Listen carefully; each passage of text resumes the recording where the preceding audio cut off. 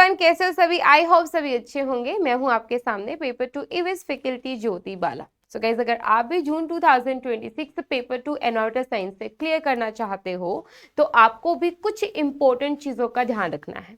अब वो क्या इंपॉर्टेंट चीज है? सबसे पहले आपको पता होना चाहिए कि आपका सिलेबस क्या है, आपका जो एग्जाम है उसमें सिलेबस क्या है, कौन कौन से यूनिट है, कहाँ से ज्यादा क्वेश्चन पूछे जा रहे हैं।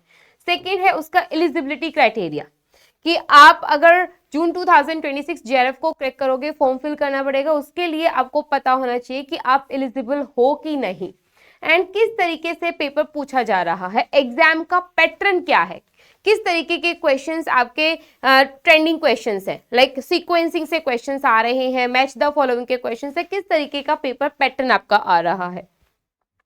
तो उसके लिए सबसे पहले आपको पता होना चाहिए कि एग्जाम है क्या, किस तरीके से आपका पूछा जा रहा है, क्या सब्जेक्ट हो कि आप ईवीएस में जीआरएफ को क्वालिफाई कर सकते हो।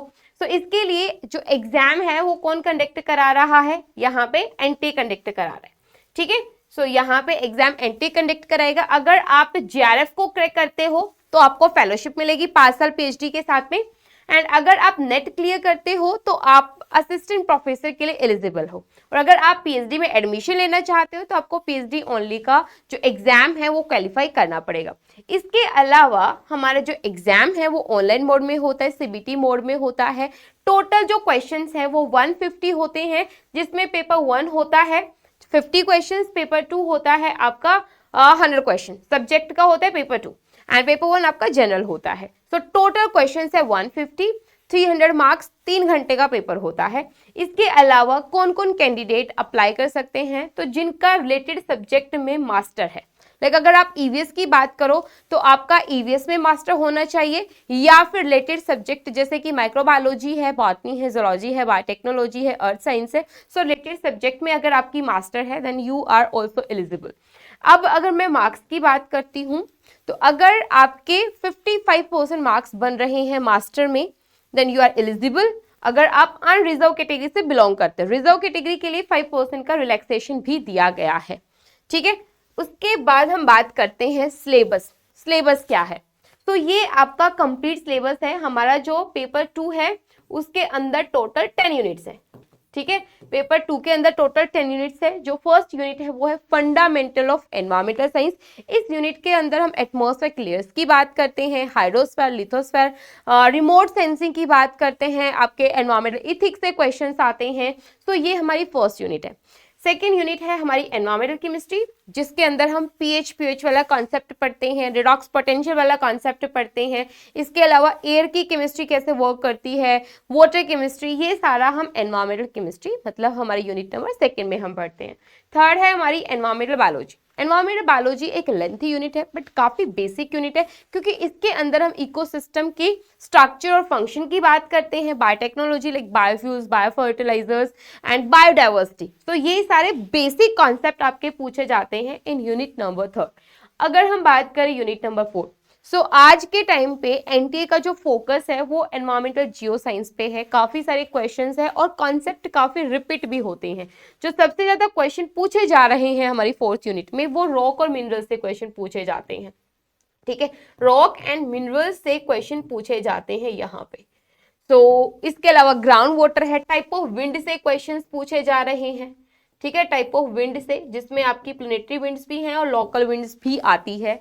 फिर हम बात करते हैं यूनिट नंबर 5, जिसमें आपका रिन्यूएबल, ठीक है, रिन्यूएबल जैसे सोलर, ठीक है, and wind energy, geothermal energy, ocean wave energy, so ये सारे क्वेश्चंस, और आपका non renewable we can say fossil fuel से भी क्वेश्चन यहाँ पे बनते हैं। न्यूक्लियर एनर्जी से काफी सारे क्वेश्चन पूछे जाते हैं।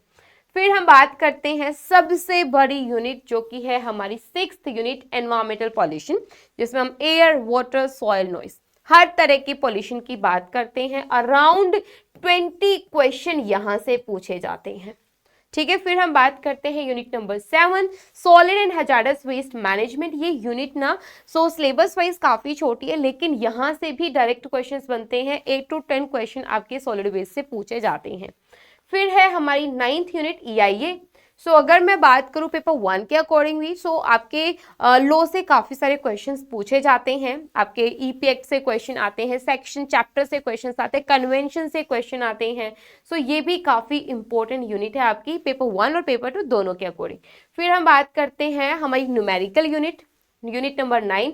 यहाँ से न्यूमेरिकल्स पूछे जाते हैं स्टैटिस्टिकल अप्रोचेस से। आज के टाइम पे जो सबसे ज्यादा फोकस है, देखो पॉल्यूशन से तो क्वेश्चन आते हैं क्योंकि अपने आप में एयर वाटर सोल काफी बड़ा कॉन्सेप्ट है। उसके बाद जो क्वेश्चन है वो आपके स्टैट से भी पूछे जा रहे हैं, काफी सारे जियो साइंस। पहले यहाँ से काफी कम क्वेश्चंस आते थे जियो साइंस से, लेकिन अभी 8 to 10 क्वेश्चंस यहाँ से बन रहे हैं। फिर है हमारी unit number 10 contemporary environmental issues. ये काफी इजी यूनिट है और जो पोर्शन आप बायोडाइवर्सिटी में कर चुके, ठीक है, इसके अलावा और भी काफी करंट इश्यूज, ग्लोबल वार्मिंग वगैरह हम पॉल्यूशन में पढ़ लेते हैं, वही टॉपिक यहाँ पे रिपीट होते हैं। ठीक है, सो ये टोटल हमारी 10 यूनिट्स हैं, काफी इंपॉर्टेंट है। हम यूनिट को स्किप नहीं कर सकते, लेकिन हम कुछ टॉपिक को स्किप कर सकते हैं जो कि काफी कम पूछे जाते हैं। उसके बाद हम बात करते हैं पेपर का लेवल ऑफ पेपर, किस तरीके का पेपर पूछा जा रहा है। जब आप प्रिपरेशन करते हो, प्रीवियस क्वेश्चंस देखते हो, जब आप 2012 का पेपर देखोगे तो आपको सुपर इजी लगेगा। बट आप देखो अभी तो आपके पास सारे रिसोर्सेस है, तो आपको तो इजी लगना है, और आप घर बैठ के पेपर चेक कर रहे हो, यहाँ पे पेपर सोल्व कर रहे हो, तो आपका पेपर आपको इजी ही लगेगा। लेकिन अगर मैं 2012 के बच्चों के अकॉर्डिंग बात करूंगी तो उनके लिए वो पेपर मॉडरेट ही था, इजी नहीं बोल सकते। हाँ, बट डिफरेंस ये है, पहले आपका ज्यादा टाइम टेकिंग पेपर नहीं बनता था, आपके लेंथी क्वेश्चंस नहीं बनते थे। अभी जो पेपर है उसमें मल्टीपल स्टेटमेंट देके पेपर को लेंथी बनाया जाता है। हाँ, ये भी है कि दिन बाय दिन आपका जो पेपर का लेवल है वो काफी कॉन्सेप्चुअल होता जा रहा है। पहले वन वर्ड वाले क्वेश्चंस आते थे, वन लाइनर वाले क्वेश्चंस पूछे जाते थे, लेकिन अभी कॉन्सेप्चुअल पेपर बनता है एंड आपके जो क्वेश्चंस है उसको घुमा फिरा के पूछा जाता है, डायरेक्ट क्वेश्चंस कम बनते हैं। ठीक है, तो ये अगर एक और चीज देखो, अभी अगर प्रिपरेशन कर लोगे तो अच्छी बात है, क्योंकि पेपर का जो ट्रेंड है वो चेंज हो रहा है, तो कभी भी आपकी नेगेटिव मार्किंग ऐड हो सकती है। तो अगर आप अभी जेआरएफ को क्रैक कर लोगे वो सबसे अच्छा है। उसके बाद हम बात करते हैं किस तरीके के क्वेश्चंस पूछे जा रहे हैं, एग्जाम का पैटर्न क्या है, किस तरीके के क्वेश्चंस बनते हैं। सो अगर हम देखें, जब हम प्रिपरेशन करते हैं या मॉक टेस्ट देखते हैं, एमसीक्यूज प्रैक्टिस करते हैं, तो सबसे ज्यादा जो हमारे क्वेश्चंस हैं वो मल्टीपल स्टेटमेंट टाइप होने चाहिए, क्योंकि यहां से सबसे ज्यादा क्वेश्चन एनटी पूछ रहा है इस पेपर पैटर्न के। फिर आपके सीक्वेंसिंग से क्वेश्चंस आते हैं, सीक्वेंसिंग में इंक्रीजिंग ऑर्डर, डिक्रीजिंग ऑर्डर है, क्रोनोलॉजी में आपका कौन सा एक्ट किस ईयर में आया, आपके मोमेंट से क्वेश्चंस आ जाते हैं, उनको क्रोनोलॉजी में अरेंज करना। उसके बाद मैच द फॉलोइंग से भी काफी सारे क्वेश्चंस आ रहे हैं। जैसे अगर मैं एग्जांपल दूं, सो कौन सा डैम किस रिवर पे है, कौन से स्टेट में है, कौन सा नेशनल पार्क किधर है, सो ये मैच द फॉलोइंग में आ रहे हैं। और असर्शन रीजन, पहले ना असर्शन रीजन के क्वेश्चन ज्यादा पूछे जा रहे थे, लेकिन अभी लाइक विद इन 2 और 3 ईयर्स आपके बिल्कुल जो ये क्वेश्चन है ये पूछ ही नहीं रहे थे, लेकिन अब की बार अगेन काफी सारे 8 to 10 क्वेश्चन आपके असर्शन रीजन से पूछे गए हैं। न्यूमेरिकल्स का ट्रेंड वापस आ चुका है, दोबारा से न्यूमेरिकल्स आपके 7-8 न्यूमेरिकल्स दोबारा आ रहे हैं एग्जाम में। तो ये मत सोचो कि जो चीजें पहले आ रही थी वो अब नहीं आएंगी, पेपर का ट्रेंड कभी भी चेंज हो सकता है। सो वन लाइनर क्वेश्चंस भी बनते हैं बट नंबर कम होते हैं। तो हम जो प्रिपरेशन करें तो हमें हर तरह के क्वेश्चन को देखना है। ठीक है, ऐसा नहीं है एक तरीके के पेपर पैटर्न को आप लेके चलोगे, एक तरीके के क्वेश्चन को आप लेके चलोगे, नहीं, हमें हर तरह के क्वेश्चन प्रैक्टिस करनी है, तभी हम जेआरएफ को क्रैक कर सकते हैं। सो ये सब मैंने आपको बताया कि अगर आप जून 2026 जेआरएफ को क्वालिफाई करना चाहते हो तो आपको पता होना चाहिए कि आप एलिजिबल हो कि नहीं हो, आपका पेपर पैटर्न क्या है, किस तरीके के क्वेश्चंस पूछे जा रहे हैं, 2012 के कंपैरिजन में पेपर का लेवल क्या है। So this is all about eligibility, exam pattern, syllabus and all. Thank you guys.